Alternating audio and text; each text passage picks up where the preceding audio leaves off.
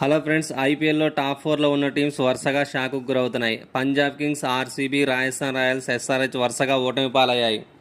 GT Punjab కింగ్స్ని మరియు ఆర్సీబీని ఓడించి 12 పాయింట్లతో టాప్ 4 టీమ్స్తో జాయిన్ అయ్యింది.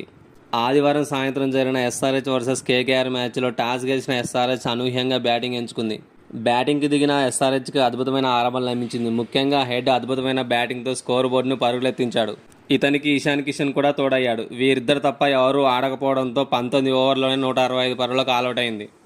నరైన్, వరుణ్ చక్రవర్తి స్పిన్ బౌలింగ్లో ఎస్ఆర్హెచ్ బ్యాట్స్మెన్స్ బాగా ఇబ్బంది పడ్డారు.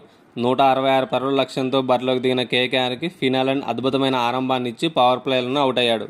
తర్వాత రఘువంశీ, రహానేతో కలిసి 24 పరుగుల భాగస్వామ్యం నమోదు చేశారు. చివర్లో రింకు సింగ్ వేగంగా ఆడడంతో 18.2 ఓవర్లోనే లక్ష్యాన్ని ఛేదించింది. ఈ మ్యాచ్లో ఎస్ఆర్హెచ్ చాలా తప్పిదాలు చేసింది. వీటిని సరిచేసుకొని నెక్స్ట్ మ్యాచ్లో బరిలోకి దిగుతారని ఆశిద్దాం. మరోవైపు Gujarat Titans versus Punjab Kings మ్యాచ్లో టాస్ ఓడి బ్యాటింగ్ దిగిన పంజాబ్ కింగ్స్కి గుజరాత్ టైటన్స్ బౌలర్స్ చుక్కలు చూపించారు. వీళ్ళ దెబ్బకి 47 పరుగులకి 5 వికెట్లు కోల్పోయింది. సూర్యాంశు షెగ్డే మరియు స్టాయినస్ వికెట్ల పతనానికి అడ్డుకట్ట వేస్తూ 44 బంతుల్లోనే 79 పరుగుల భాగస్వామ్యం నమోదు చేశారు. మొత్తంగా పంజాబ్ కింగ్స్ 20 ఓవర్లలో 9 వికెట్ల నష్టానికి 163 పరుగులు నమోదు చేసింది. హోల్డర్ 4 వికెట్లు, సిరాజ్ రబాడా 2 వికెట్లు తీశారు.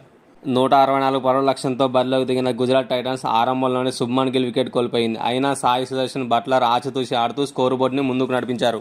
చివర్లో వాషింగ్టన్ సుందర్ అద్భుతమైన బ్యాటింగ్తో గుజరాత్ టైటన్స్ చివరి ఓవర్లో విజయం సాధించింది. సాయి సుదర్శన్ 57 పరుగులు, సుందర్ 40 పరుగులతో రాణించారు. 4 వికెట్లతో చెలరేగిన జాసన్ హోల్డర్కి player of the match award లభించింది. ఈ రోజు జరిగే ముంబై ఇండియన్స్ వర్సెస్ ఎల్ఎస్జీ మధ్య జరిగే మ్యాచ్లో ఎవరు గెలుస్తారో కామెంట్ చేయండి.